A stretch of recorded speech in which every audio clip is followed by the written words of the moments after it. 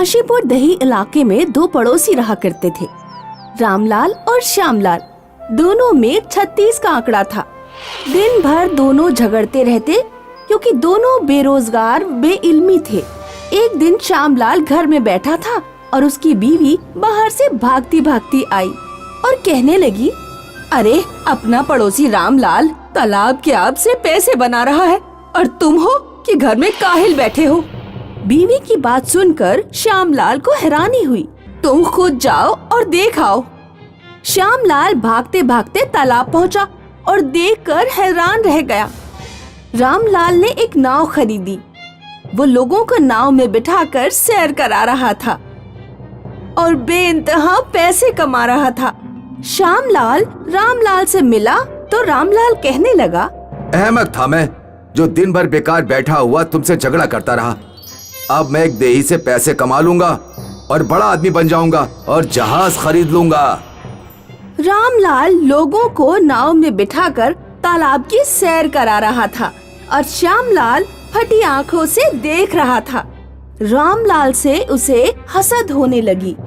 मैं भी देखता हूँ तू कैसे रईस शख्स बनता है। श्यामलाल एक मौलवी के आशियाने में गया और वहाँ से तिलस्मी खाक ले आया। शब के वक्त में उसने वो खाक तालाब के आब में घोल दी। आब में डालते ही तालाब का आब खौलने लगा और श्यामलाल हंसने लगा। जहाज तो दूर, अब इस पानी में तू नाव भी नहीं चला सकता। सुबह हुई तो उबलते आब की खबर पूरे दही इलाके में आया हो गई और तालाब के साहिल पे मजलिस हुई। तालाब का उबलता आब देखकर लोग डरने लगे। रामलाल अपनी नाव के पास खड़ा होकर सदा देने लगा, चलो चलो, किसे करनी है उबलते तालाब की सैर? पागल है क्या?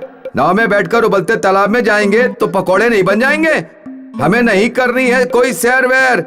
सारे लोग चले गए और रामलाल परेशान हो गया। लगता है नाव बेचनी पड़ेगी, मैं तो बर्बाद हो गया। चंद रोज बीत गए। श्यामलाल घर में निकम्मा बैठा था।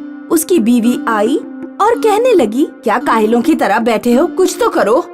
रामलाल का इतना बड़ा नुकसान करा दिया, और क्या करूं? रामलाल के नुकसान में तुम्हारा क्या फायदा? फायदा सोचो, इतना बड़ा देही इलाका है, एक भी चाय की दुकान नहीं। उबलते तालाब में चाय पत्ती डालो और चाय फरोख्त करो।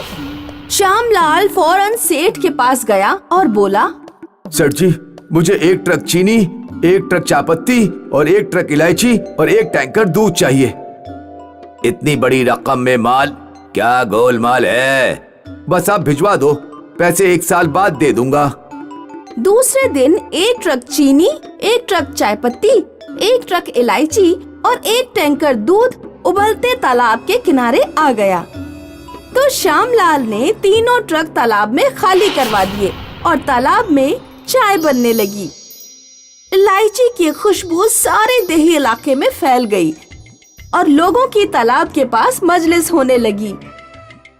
चाय ले लो, चाय ले लो, चाय चाय।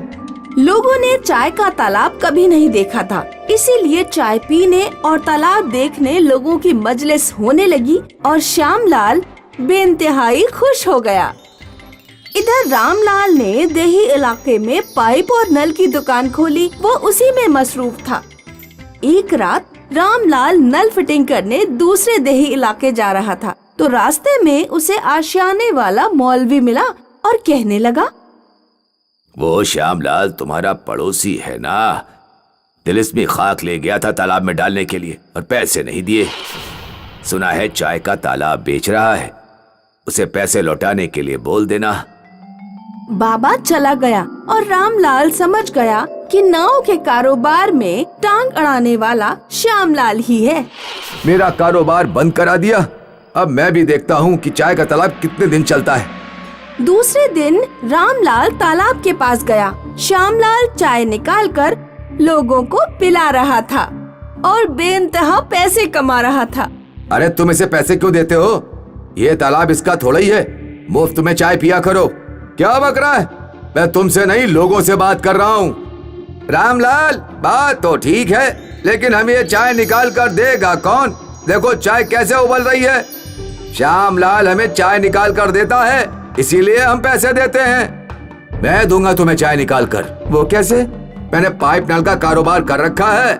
चाय के तालाब में पाइपलाइन लगवाकर सीधे तुम्हारे घर में नल डाल दूंगा, फिर घर में बैठकर जितनी मर्जी आए उतनी चाय पी लेना। लोग रामलाल की बात मानकर चले गए और श्यामलाल मुसीबत ज़दा हो गया।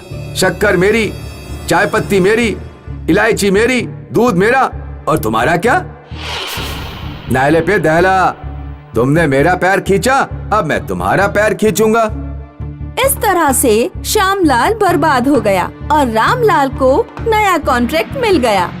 उसने पाइपलाइन से लोगों के घर चाय भिजवाई और कर्जदार बना श्यामलाल देही इलाका छोड़कर भाग गया।